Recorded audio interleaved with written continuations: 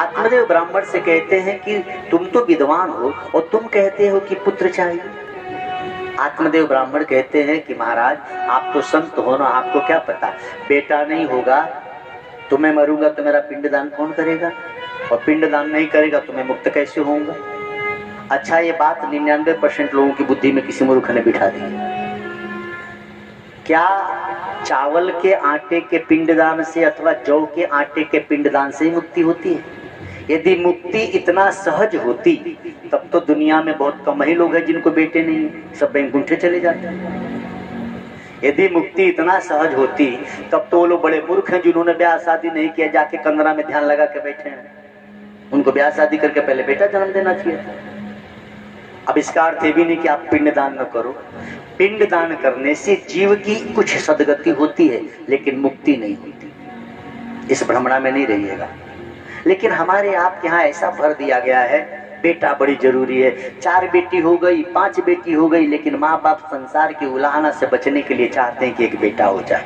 अरे दुनिया वाले कितना भेद रख दिया बेटा बेटी में। तो बेटा हो या बेटी, पिंडदान से मुक्ति नहीं होती। संस्कृत में पढ़िए, संस्कृत शब्द में पिंड कहते हैं शरीर को, पिंड माना शरीर, ये संस्कृत का शब्द है। पिंडदान का अर्थ होता है इस शरीर को जीते जी किसी ज्ञानी के चरणों में दान नहीं किया तो चावल के आटे के पिंडदान से मुक्ति नहीं मिलेगी। इस भ्रमणा में मत रहिएगा। बेटा चाहिए, बेटा चाहिए, नहीं, बेटियां बेटों से कम है क्या?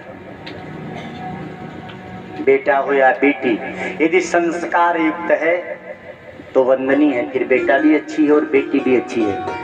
बेटा हो और कंस जैसा हो, किसको चाहिए बताओ? कंस जैसा बेटा किसी ने मांगा नहीं, लेकिन सीता जैसी बेटी तो हर कोई चाहता है। हर कोई चाहता है सीता जैसी बेटी हो। तो बेटी ही है लेकिन आचरण युक्त है, उसको संस्कार अच्छे, तो ऐसी बेटी को वंदन है। लेकिन बेटा रावण जैसा कौन चाहता है भाई? कोई चाहता है क्या? हे भगवान, हे नटवीर बाबा, वो रावण जैसा लड़का हो जाए, कौन कहेगा?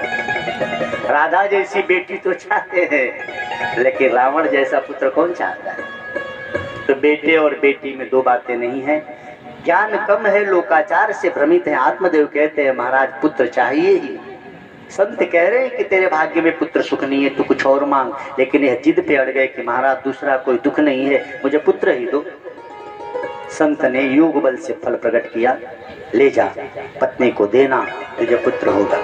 अब मती धुंधली है, फल लेकर आए तो पत्नी को खुशी खुशी फल दिया कि मुझे संत ने दिया है, वैरागी बाबा मिले थे, फल तू ग्रहण कर। अब हमारे घर किलकारियां गूंजेंगी, पुत्र होगा, संत की बात है, जल्दी से फल ग्रहण कर ले प्रणाम करके। लेकिन मती धुंधली है।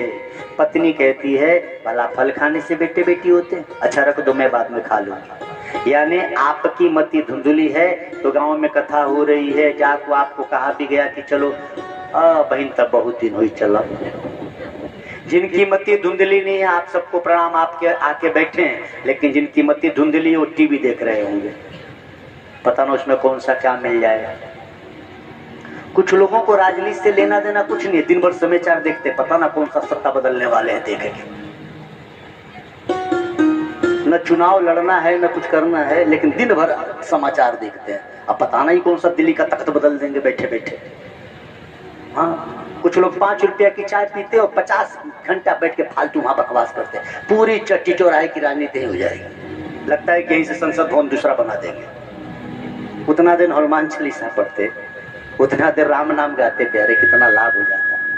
उतना देर गीता नहीं पढ़ते, उतना देर अपने घर की किसी समस्या का समाधान ढूंढते तो मिल जाता।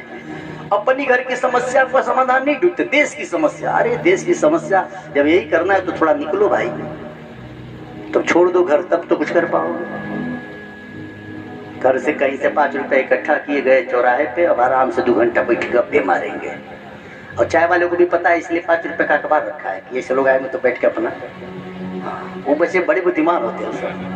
ओम नमो भगवते वासुदेवाय, बोली ओम नमो भगवते वासुदेवाय। तो मति धुंधली यदि है तो आपको अच्छी बात अच्छी नहीं लगेगी। धुंधुली को फल देकर धुंधुकारी जी चले गए अड़ोस पड़ोस में बताने कि आज मेरा भाग्य खुल गया था। गए थे गंगा जी के किनारे, एक गजब के संत मिले, ऐसे की और फल आ गया। आहा, क्या योग बल था। उन्होंने मुझे आशीर्वाद दिया है, तुझे पुत्र होगा। अब वो तो घूम घूम के खुशखबरी सुना रहे। और पत्नी धुंधुली, ध्यान देंगी माइया, धुंधुली बेचारी फल लेके बैठी, खाऊं कि न खाऊं। अब बताओ, फल खाने में भी सोच रही खाऊं कि न खाऊं। इतने में दोपहर का समय